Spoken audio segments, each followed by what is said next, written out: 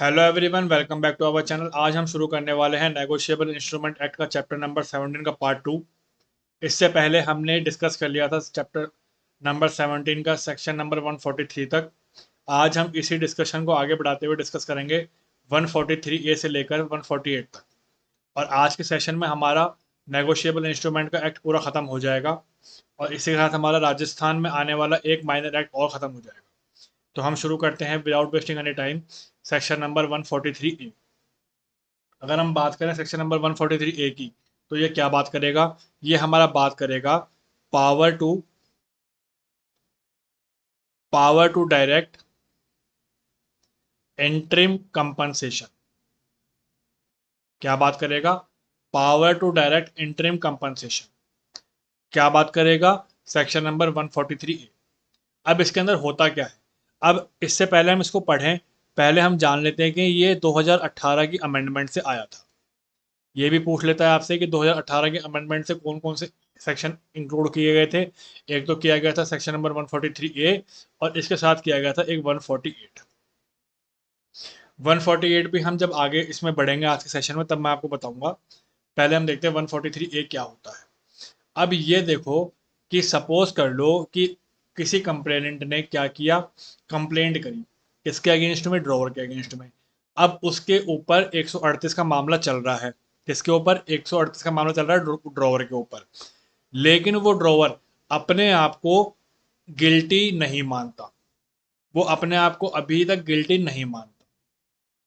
तो कोर्ट ये बोलेगी कि भैया चलो कोई बात नहीं, आप अपने आप को गिल्टी मत मानो, लेकिन आप जब तक ये मुकदमा चल रहा है, जब तक आप एक्विटेड नहीं हो जाते, तब तक आप क्या करो कि जो भी ये चेक का अमाउंट है इसका 20% तक जो भी वो कोर्ट सेट करेगी, पर मैक्सिमम 20% अमाउंट, मैक्सिमम 20% अमाउंट क्या होगा? एज अ इंटरिम कंपनसेशन आप किसको पे करोगे? कंप्लेनेंट। ठीक है, कर दिया। अब क्या होगा? मान लो भविष्य में जब ये कार्रवाई पूरी होगी, ऐसी सिचुएशन आ जाए कि जो ड्रॉवर था वो दोष मुक्त हो गया, उसको हम एक्विट कर देते हैं। तो उस केस में क्या होगा?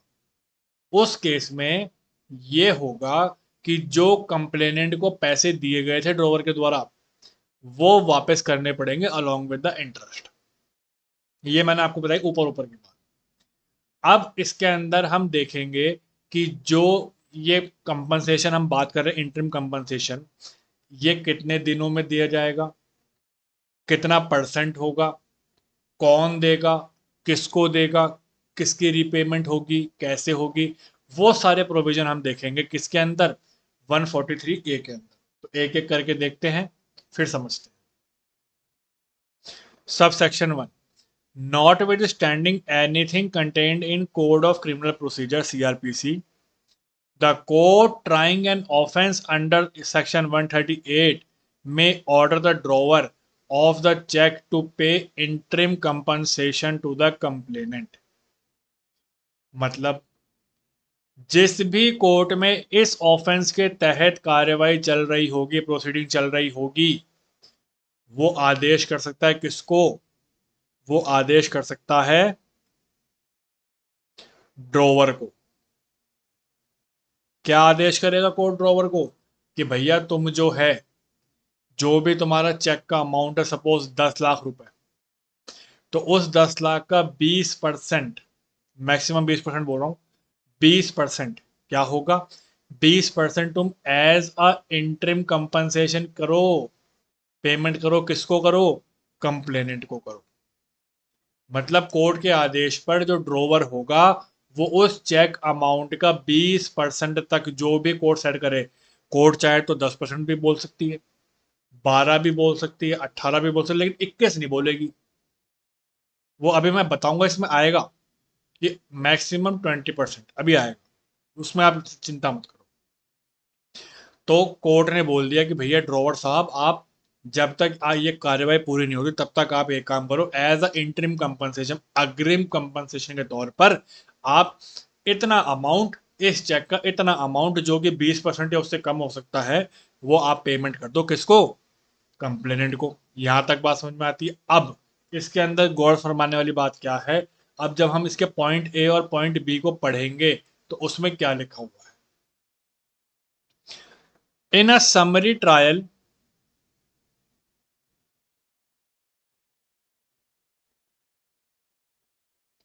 इन अ समरी ट्रायल और summons cases where he plead not guilty to the accusation made in the complainant. अब ये जो कंपनसेशन पे करने का आदेश किस किस केस में हो सकता है, समरी ट्रायल के केस में होगा और समन केस में होगा, लेकिन कौन सी स्थिति में, जहां पर वो जो ड्रोवर है अपने आप को गिल्टी नहीं मान रहा है।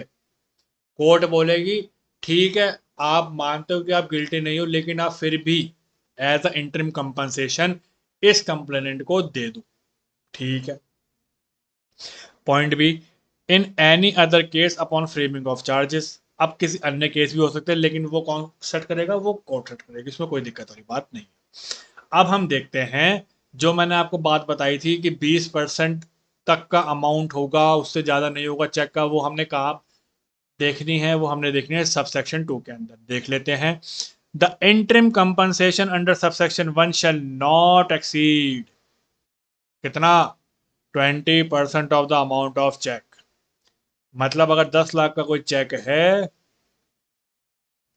तो इसका मैक्सिमम कितना परसेंट, 20%। 20% बोले तो कितना हो गया, 2 × 1 लाख, 2 लाख हो गया, कोई दिक्कत नहीं है। तो मतलब 2 लाख तक का इंटरिम कंपनसेशन का अमाउंट, 10 लाख पे कोर्ट बोल सकता है किसी भी ड्रोवर को कि आप इसको एज अ कंपनसेशन पे करो। किसको, किसको करोगे, कंप्लेनेंट को। यहां तक बात समझ में आती है।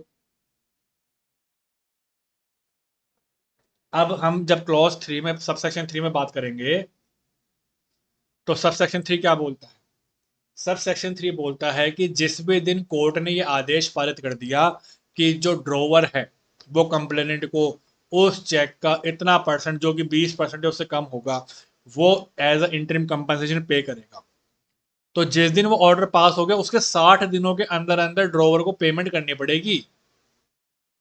और मान लो किसी कारणवश अगर वो ड्रोवर पेमेंट नहीं कर पाता 60 दिनों के अंदर अंदर, और वो कोर्ट को ये सेटिस्फाई कर दे कि सर ये मेरे कारण थे, और कोर्ट उससे सेटिस्फाई हो जाए, तो कोर्ट उसको 60 दिन के अतिरिक्त, 60 दिन के बाद 30 दिन का और टाइम देगी कि आप जमा करवा सकते हैं, लेकिन उसके लिए कोर्ट को सेटिस्फाई होना जरूरी है। ये हमें बात कर रखी है सब सेक्शन 3 के अंदर।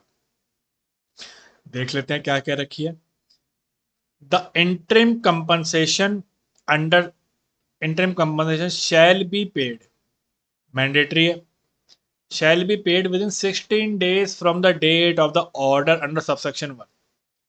जैसे ही कोर्ट ने ऑर्डर दे दिया किसी ड्रॉवर को कि भैया आपको ये पेमेंट करनी है, तो उस ऑर्डर के 60 दिनों के अंदर अंदर, ये प्रीमियम इंपॉर्टेंट पूछता है आपसे।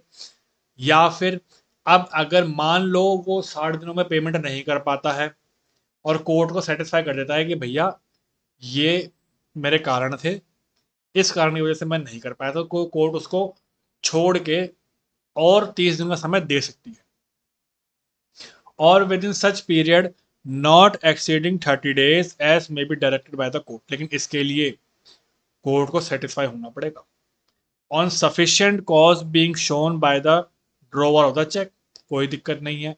अब अगर हम बात करें, चलो ड्रोवर ने कंप्लेनेंट को as a interim compensation payment कर दी, सारी प्रोसीडिंग चली, कोई बात नहीं चली, बहुत अच्छी बात है। लेकिन प्रोसीडिंग में ये पाया गया कि उस ड्रोवर के ऊपर कोई केस नहीं, या वो ड्रोवर एक्विट कर दिया गया, या वो ड्रोवर दोष मुक्त कर दिया गया। तो अब यहाँ पर क्या ये सिचुएशन बनेगी कि जो ड्रोवर ने कंप्लेनेंट को as a compensation, interim compensation amount दिया था, वो क्या ड्रोवर भूल जाए, नहीं सर, ड्रोवर को वो वापस मिलेगी, कंप्लेनेंट को वो देनी पड़ेगी। कब देगा, जब वो कोर्ट ये ऑर्डर पास कर दे कि ये जो ड्रोवर है ये एक्विट हो गया है, और जो इंटरिम अमाउंट का पैसा ड्रोवर ने कंप्लेनेंट को दिया था, वो पैसा कंप्लेनेंट चुपचाप किसको दे दे, अब ड्रोवर को दे दे। पर क्या खाली वही पैसा देगा, उसके अलावा और कुछ नहीं मिलेगा? मिलेगा सर। जो भी उसने पैसा उस अवधि तक रखा अपने पास, उतना इंटरेस्ट मिलेगा। और ये इंटरेस्ट कितना होगा? जो भी आरबीआई के उस फाइनेंशियल ईयर में होंगे, जो फाइनेंशियल ईयर में उसने अपने पास पैसा रखा है। ठीक है, अब ये पैसा कब तक चुकाना पड़ेगा? जिस दिन कोर्ट ने ये आदेश कर दिया कि ये एक्विट हो चुका है ड्रॉवर, उसके 60 दिनों के अंदर। अगर 60 दिनों में पेमेंट नहीं हो पाती तो उसके अतिरिक्त 30 दिन का समय और मिल जाएगा। लेकिन उसके लिए हमें क्या करना पड़ेगा? वैलिड रीजन दिखाना पड़ेगा। ये भी हमें बात समझ में आती है। अब देख लेते हैं सबसेक्शन 4 को। If the drawer of the cheque is acquitted, the court shall direct the complainant to repay the drawer the amount of the interim compensation with the interest of the bank. जो भी उस समय पर RBI ने bank rate set कर रखे होंगे उस फाइनेंशियल ईयर के लिए, उस रेट पर। ठीक है, rate as publish by the RBI prevalent at the beginning of the relevant financial year. कोई दिक्कत नहीं है। कितने दिनों के अंदर पेमेंट करनी पड़ेगी? Within 60 days from the date of the order. 60 दिनों के अंदर अंदर, जिस दिन वो ऑर्डर कोर्ट ने दे दिया हो उस दिन से, कोई दिक्कत नहीं है। और with in such further period not exceeding 30 days as may be directed by the court on sufficient cause being shown by the complainant। कोई दिक्कत नहीं है, ऊपर वाली बात आई है। अब हम देखते हैं कि ये जो इंटरिम कंपनसेशन है, ये सीआरपीसी के कौन से सेक्शन के तहत एज अ फाइन माना जाएगा, देख लेते हैं। The interim compensation payable under this section may be recovered as if it were a fine under 421 of CrPC. ये आपसे प्री में पूछ लेता है कि जो इंटरिम कंपनसेशन हम इसमें पे कर रहे हैं, 143A में पे कर रहे हैं, वो सीआरपीसी के कौन से प्रोविजन में एज अ फाइन होगा? 421 के अंदर होगा। यहां तक बात समझ में आती है। अब हम देखते हैं sub section 6। The amount of fine imposed under 138 और the amount of compensation awarded under 357 of CRPC shall be reduced by the amount paid or recovered as interim compensation under this section। अब interim compensation के अंदर जो amount as a fine 138 के मामलों में है वो भी आएगी, और जो सीआरपीसी में 357 के मामलों में हम फाइन लेते हैं वो भी आएगी। सिंपल सी बात है, आपको ये दोनों क्लॉज याद रखने। अब हम देखते हैं सेक्शन 144।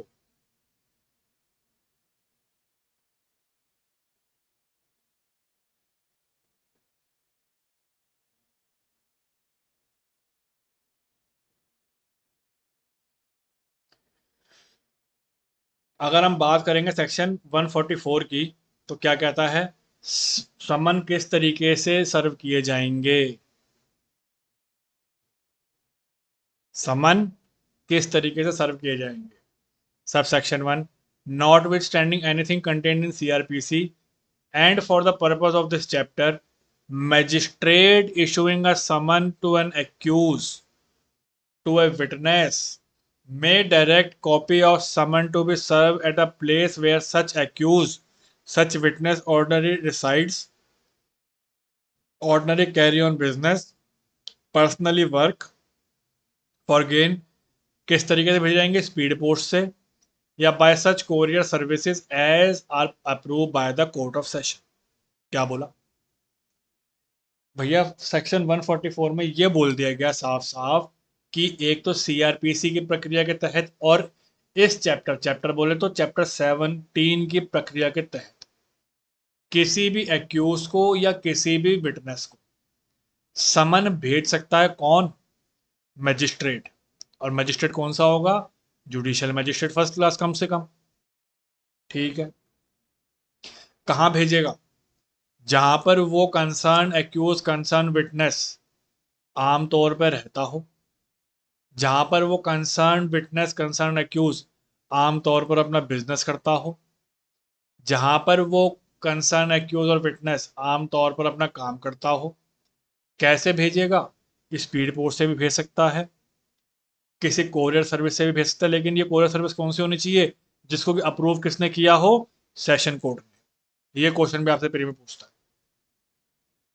अप्रूवल कौन देगा कोरियर को? सेशन कोड देगी, कोई दिक्कत नहीं है।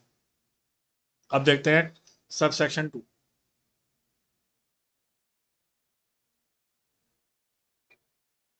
अगर हम बात करें सब सेक्शन 2 की, where where an acknowledgement purporting to be signed by the accused or witness, or endorsement purported to be made by the any person authorized by the postal department or courier service that the accused or witness refused to take delivery of summons has been received, the court issuing the summons may declare that the summons has been duly served। क्या बोला? मान लो court ने किसी भी माध्यम से, चाहे वो स्पीड पोस्ट से हो चाहे वो कोरियर से, वो भेज दिए, समन भेज दिए किसी एक्यूज को या विटनेस को, लेकिन वो एक्यूज या विटनेस क्या कर रहा है? समन को लेने से मना कर रहा है, भाई मैं तो नहीं ले रहा। अब यहां पर क्या माना जाएगा? तो कोर्ट यही मानेगी, भले ही एक्यूज ने समन ना रिसीव किया हो, भले ही विटनेस ने समन रिसीव ना किया हो, यही माना जाएगा कि वो समन और किसको, एक्यूज को, और वो समन विटनेस को भेज दिया गया है, सर्व कर दिया गया है। सिंपल सी बात है, कोई दिक्कत नहीं है। इसका मतलब ये हम समझ लेते हैं कि भले ही एक्यूज या भले ही विटनेस समन लेने से फिजिकल तौर पे मना कर दें, इसका मतलब ये नहीं है कि उनको समन नहीं मिला है। जानकारी हो गई ना उनको समन की, तो उनको समन मिल चुका है, ये माना जाएगा, कोई दिक्कत नहीं है। अब हम देखते हैं सेक्शन 145।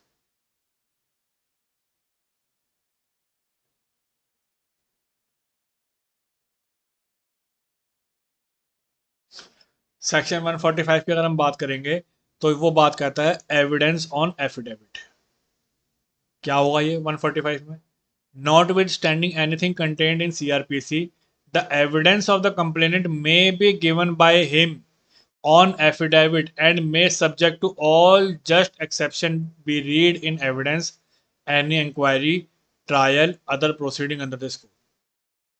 जो भी इस कोड के इस सेक्शन के तहत प्रक्रिया होगी, ट्रायल होगा, प्रोसीडिंग होगी, इंक्वायरी होगी, उसके कोई भी अगर साक्ष्य किसी कंप्लेंट को देने हैं, उन सब मामलों से संबंधित कोई साक्ष्य कोई कंप्लेंट अगर देना चाहता है, तो वो किस में देगा? वो एफिडेविट में देगा। ये बात समझ में आती है? सबसेक्शन 2, द कोर्ट में if it think fit and shall on the application of the prosecution और accused summon and examine any person giving evidence on affidavit as to fact contained। अब जब एफिडेविट दे दिया गया है, तो किसी की भी रिक्वेस्ट पर यदि कोर्ट को उचित लगे, कोर्ट को यदि उचित लगे, इफ इट थिंक फिट, कौन? कोर्ट। यदि कोर्ट को उचित लगे, किसकी एप्लीकेशन पर? किसी की भी हो सकती है, प्रोसिक्यूशन की, एक्यूज की, क्या कर सकती है? समन कर सकती है और एग्जामिन कर सकती है, किसको? जिस भी बंदे ने उस एविडेंस पे अपना एफिडेविट दिया था उसको।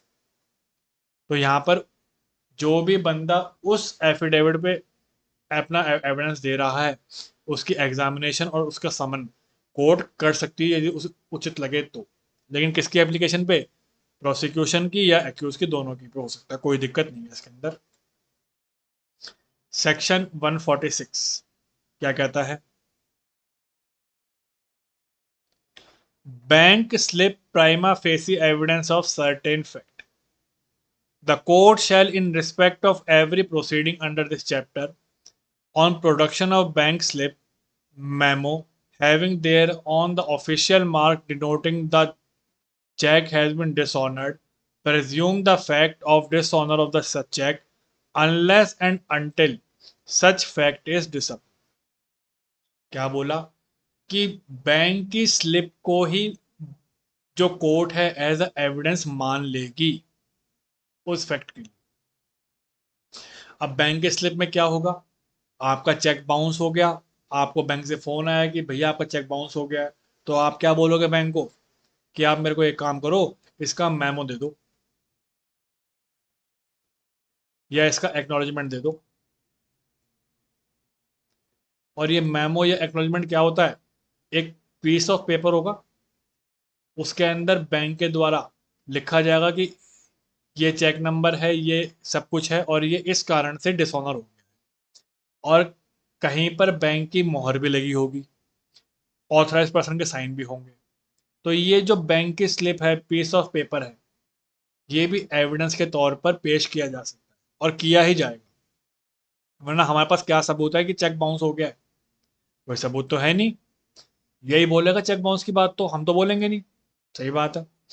अब जब तक ड्रोवर या डिफॉल्टर इस बात को ना झुठला दे,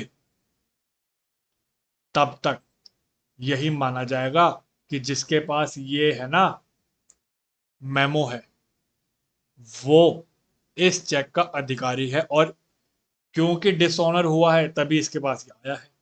ये बात समझ में आती है। अब आगे देखते हैं सेक्शन 147। किसकी बात करेंगे? सेक्शन 147। 147 क्या बात करता है? कौन से अपराध कंपाउंडेबल होंगे? कौन से होंगे? जो सीआरपीसी में कंपाउंडेबल हैं वही इसमें कंपाउंडेबल होंगे। कोई बड़ी बात तो इसमें है नहीं। Not with standing anything contained in CrPC, every offence punishable under this act shall be compoundable. जो भी इस एक्ट के तहत ऑफेंस होंगे वो सब कंपाउंडेबल होंगे। कोई दिक्कत वाली बात नहीं है, इतना इसमें पूछेगा नहीं। सिर्फ हमें ध्यान रखना है सीआरपीसी के तहत, कोई दिक्कत नहीं है। अब सबसे इंपॉर्टेंट सेक्शन, इस चैप्टर में से सिर्फ दो ऐसे सेक्शन है जिसमें से क्वेश्चन बनेंगे पूरे पूरे। एक 143 ए, जो 2018 के अमेंडमेंट से आया था, मैंने बताया था आपको, और एक ही 148, ये भी 2018 के अमेंडमेंट से आया था। 143 के अंदर हमने बात की थी इंटरिम कंपनसेशन पे करने के लिए। इसके अंदर हम किसकी बात करेंगे? इसके अंदर हम बात करेंगे सेक्शन 148 के अंदर power of appellate court to order payment pending appeal against conviction. मान लो कोई ऐसी पार्टी है, उसके फेवर में फैसला आ गया, लेकिन वो उस फैसले से खुश नहीं है और वो अपील करना चाहता है एपेलेट कोर्ट के अंदर, हायर कोर्ट के अंदर। तो कोर्ट बोलेगी भैया आपकी बात हम सुन लेते हैं, कोई दिक्कत नहीं है, लेकिन आपको उसके लिए एक अमाउंट रखवाना पड़ेगा, तभी हम आपकी बात सुनेंगे, वरना नहीं सुनेंगे। अब वो अमाउंट कैसा होगा, कितना होगा? अगर अपील में वो जीत गया तो खाली अमाउंट मिलेगा, इंटरेस्ट में मिलेगा, वो सब बात इसके अंदर हम देखेंगे सब सेक्शन 1 से आगे तक। तो देखते हैं sub section 1। Not with standing anything contained in CrPC in an appeal by the drawer against the conviction under 138, यदि कोई ड्रोवर, कौन? ड्रोवर किसी फैसले से संतुष्ट नहीं है, the appellate court may order the appellant to deposit, appellant मतलब ड्रोवर ही हुआ, कितना amount? Such sum which shall be minimum 20% of the fine compensation awarded by the trial. 143 में 20% मैक्सिमम था, किसका था? चेक का था। और 148 में 20% मिनिमम है, किसका है? जो भी पनिशमेंट या फाइन मिली है उसका है, चेक का नहीं है, कंफ्यूजन मत क्रिएट करना। 143 ए का मतलब मैक्सिमम 20% ऑफ चेक अमाउंट, 148 का मतलब मिनिमम 20% ऑफ फाइन या मिनिमम 20% ऑफ कंपनसेशन। कौन सा? जो कि ट्रायल कोर्ट ने अवॉर्ड किया है। इन दोनों में फर्क समझ लेना, कंफ्यूजन बिल्कुल क्रिएट मत करना। Provided that the amount payable under this subsection shall be addition to any interim compensation paid by the appellant under 143A। जो इंटरिम कंपनसेशन पे कर रखा है ना 143A में, वो इसमें इंक्लूड नहीं होगा, इससे एडिशन मिल जाएगा वो अमाउंट। ये बात ध्यान रखना, और ये प्री में आपसे पूछता है, तो ये इंपॉर्टेंट है। क्या पूछेगा कि जो 148 में हम बात कर रहे हैं 20% ऑफ अमाउंट मिनिमम, क्या उसके अंदर 143A का अमाउंट इंक्लूड है? नहीं है। क्या बोल दिया गया? Shall be addition to any interim compensation. ये बात ध्यान रखनी है आप। Subsection 2, the amount referred in subsection 1 shall be deposited within 60 days from the date of order, और अगर नहीं पे कर पाए तो भैया 30 डेज उनको फर्दर मिल जाएगा।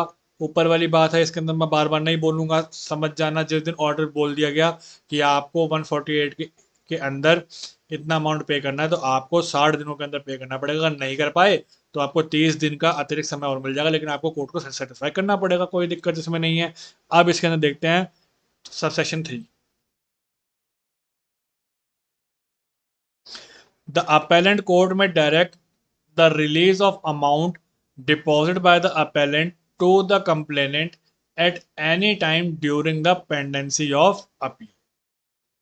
मतलब वो जो अमाउंट पे करी जाएगी ना, वो कोर्ट को करी जाएगी। अब कोर्ट किसी भी समय उस अमाउंट को किसको दे सकता है? कंप्लेंट को दे सकता है। ठीक है, आगे देखते हैं। प्रोवाइडेड, प्रोवाइडेड भी वही है कि अगर मान लो वो अपेलेंट, वो कंप्लेनेंट एक्विट हो, तो जो वो अमाउंट रखवाई थी ना 20% मिनिमम वाली, वो वापस करनी पड़ेगी। The court shall direct the complainant to repay the appellant the amount so release, जो भी उसको अमाउंट दी गई थी वो वापस करे। क्या खाली अमाउंट करेगा? नहीं, इंटरेस्ट भी करेगा, with interest at the bank rate as publish by the RBI, जो भी उस फाइनेंशियल ईयर में होगी। कितने दिनों के अंदर? 60 दिनों के अंदर। और अगर नहीं कर पाए तो भैया 30 दिनों का अतिरिक्त टाइम मिलेगा। उसके लिए कोर्ट को हमें सफिशिएंट रीजन देने पड़ेंगे। यहाँ तक की बात क्लियर है? आज हमने डिस्कस कर लिया है एनआई एक्ट का सेक्शन नंबर 148 तक। आई होप आपको अब एनआई एक्ट पूरा समझ में आ गया होगा, और हमने इसी के साथ राजस्थान जुडिशियल सर्विस में आने वाला नेगोशिएबल इंस्ट्रूमेंट का चैप्टर नंबर 17 भी आज खत्म कर लिया है। इससे पहले कि मैं अपने आज के सेशन को वाइंड अप करूं, आपको इन्फॉर्मेशन देना चाहता हूं।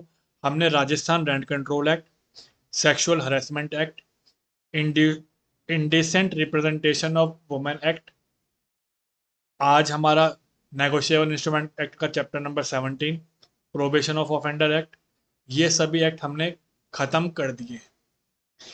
तो हमने देखा जाए तो राजस्थान में आने वाले माइनर एक्ट 5 या 6 एक्ट हमने पूरी तरीके से ख़त्म कर दिए।